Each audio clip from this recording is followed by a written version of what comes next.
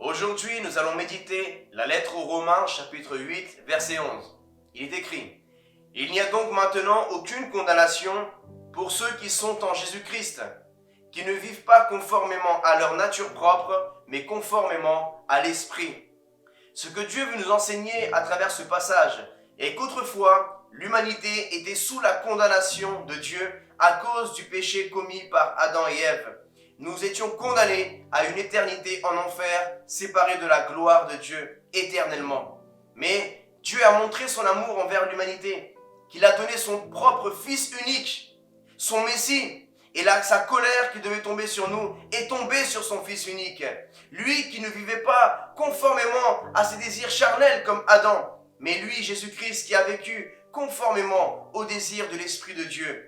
Et oui, aujourd'hui, toi aussi, peut-être que tu as commis des erreurs dans ta vie, dans ton passé. Aussi grands peuvent être tes péchés. Dieu est prêt à te pardonner aujourd'hui si tu te repens et tu lui donnes sa vie. Si tu prends la décision simple de te repentir, de demander pardon à Dieu et de vivre une vie selon les désirs de ton esprit et non pas selon les désirs de ta chair, du péché qui te mène en enfer éternellement loin de Dieu. Oui, prends une décision. Dieu a pris sa décision à la croix il y a 2000 ans. Il s'est humilié pour toi. Il a abandonné son trône. Il s'est dépouillé de sa gloire par amour à toi. Et toi, est-ce que tu es prêt à te dépouiller de tout ce péché, de tous ces désirs charnels par amour à Dieu? Il t'aime.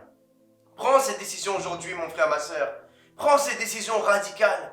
Abandonne-toi dans les mains du Seigneur Jésus-Christ.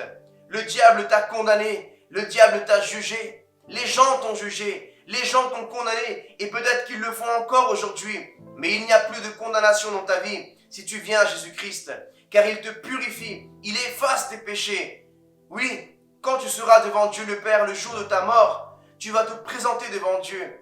Et si tu n'as pas Jésus-Christ dans ta vie comme le Fils de Dieu, si tu ne t'es pas repenti, alors ta condamnation est sur toi. La condamnation de Dieu est sur toi et tu iras éternellement en enfer.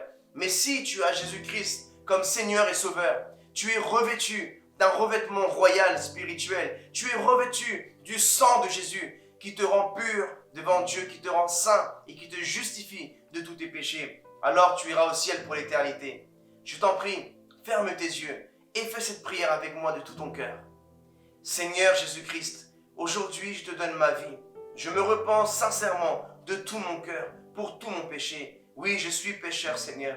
Je t'accepte comme le Fils de Dieu, comme mon Seigneur et mon Sauveur, Seigneur. J'ai besoin de toi. Sauve mon âme. Je crois que tu as porté mon péché à la croix, que tu es mort et ressuscité pour le pardon de mes péchés. Je reçois ton Saint-Esprit et je rejette de ma vie toute culpabilité, toute condamnation.